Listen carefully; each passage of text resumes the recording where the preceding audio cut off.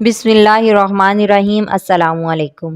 وہ روزانہ میرے کلینک پر آتی تھی اور سب سے آخری سیٹ پر بیٹھ جاتی اور اپنی باری کا انتظار کرتی رہتی۔ اپنے سے بعد میں آنے والوں کو بھی پہلے چیک کرانے کے لیے اپنی جگہ دے دیتی تھی۔ وہ کھسکتی ہوئی وہیں آخری سیٹ پر پہنچ جاتی۔ عورتیں اپنی بیماریاں بتاتی تو وہ غور سے سن رہی ہوتی اور ان سے سوال جواب بھی کرتی۔ عمر کوئی 35 یا 40 کے قریب تھی۔ کپڑے قیمتی نہیں مگر صاف ستھرے ہوتے تھے۔ میں ملک کا مشہور ڈاکٹر رحمان شاہ ہوں۔ دن میں سرکاری ہسپتال میں ہوتا ہوں اور شام کو اپنے پرائیویٹ کلینک پر رات گئے تک بیٹھتا ہوں۔ میری پریکٹس خوب چلتی ہے۔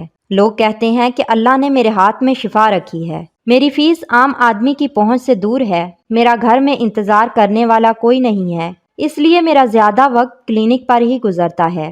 بیوی 2 سال پہلے فوت ہو چکی ہے، جبکہ بیٹیوں کے فرائض میں ادا کر چکا ہوں۔ دونوں اپنے گھروں میں آباد ہیں۔ وہ لڑکی بلاناغہ تقریباً 1 سے 1.5 گھنٹہ کلینک پر بیٹھتی اور پھر چلی جاتی بغیر چیک کرائے اور دوا لیے۔ آج میں نے ارادہ کیا کہ اس سے پوچھوں گا کہ وہ کیا کرنے آتی ہے۔ بی بی آپ یہاں آئیں۔ میں نے اپنی مریضہ کو دوسری طرف بٹھا کر اسے اشارہ کیا۔ وہ پریشان ہو کر میری طرف دیکھنے لگی۔ جی میں آپ کو ہی بلا رہا ہوں، آئیں اب آپ کی باری ہے۔ وہ اٹھی اور تقریباً گھسیٹتے ہوئے قدموں سے میرے پاس آ کر کھڑی ہو گئی۔ میں نے اس سے کہا بیٹھیے۔ وہ نہ چاہتے ہوئے بیٹھ گئی۔ میں نے اس سے اس کا مسئلہ پوچھا۔ اس نے گلا صاف کیا اور دھیمے لہجے میں بولی، ڈاکٹر جی آپ بہت بڑے ڈاکٹر ہیں، میں غریب عورت آپ کی فیس ادا نہیں کر سکتی اور میں یہاں اپنا علاج کرانے نہیں آئی۔ میں نے پوچھا پھر آپ یہاں کیا کرنے آتی ہو؟ اس نے جواب دیا، ڈاکٹر صاحب میں پیراٹ میں رہتی ہوں، وہاں کوئی ڈاکٹر نہیں ہے، ایک ہی حکیم تھا وہ بھی مر گیا۔ پچھلے دنوں بستی میں ہیضہ پھوٹ پڑا، کئی ماؤں کی گود اجڑ گئی کیونکہ ہمارے علاقے میں کوئی ڈاکٹر نہیں۔ اسی بیماری کی وجہ سے میری شانو بھی مر گئی۔ پھر وہ رونے لگی۔ مجھے لگا کہ وہ بستی کے لوگوں کے علاج کے لیے اصرار کرے گی، مگر میرے پاس نہ تو وقت تھا اور نہ ہی جذبہ۔ میں کیسے اپنا چلتا ہوا کلینک چھوڑ کر اس کے ساتھ اس کی بستی کے لوگوں کا علاج کرنے چلا جاتا؟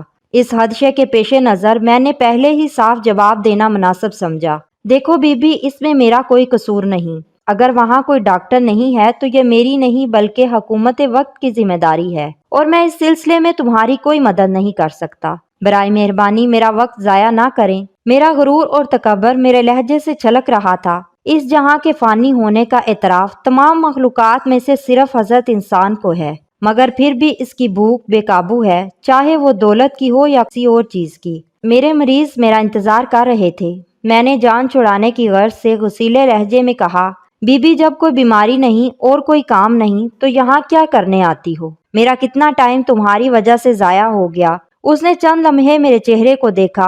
اس کے چہرے پر حیرانی صاف پڑی جا رہی تھی۔ شاید اسے مجھ جیسے اعلیٰ درجے کے ڈاکٹر سے ایسے گھٹیا پن کی امید نہ تھی۔ وہ بولی، ڈاکٹر جی آپ کے پاس جو مریض آتے ہیں میں ان سے باتوں باتوں میں ان کی بیماری کے متعلق پوچھتی رہتی ہوں۔ جو دوائی آپ ان کو تجویز کرتے ہیں اس کا نام بھی پوچھ لیتی ہوں۔ اسی طرح روز 1-2 مریض سے میری بات ہو جاتی ہے۔ گھر جا کر میں بیماری اور دوائی کا نام کاپی میں لکھ لیتی ہوں۔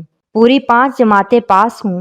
پھر اگر بستی میں کوئی بیمار ہو جاتا ہے تو میں بیماری کے حساب سے آپ کی بتائی ہوئی دوائی انہیں لا کر دیتی ہوں۔ میری شانو تو مر گئی مگر میں کسی اور کی شانوں کو مرنے نہیں دوں گی۔ یہ کہہ کر وہ تو کلینک سے چلی گئی، مگر میری اعلیٰ تعلیم اس کی 5 جماعتوں کے سامنے بے وقت ہو گئی اور میری بھوک مر گئی۔ اللہ تعالی ہم کو سمجھنے کی توفیق عطا فرمائے، آمین۔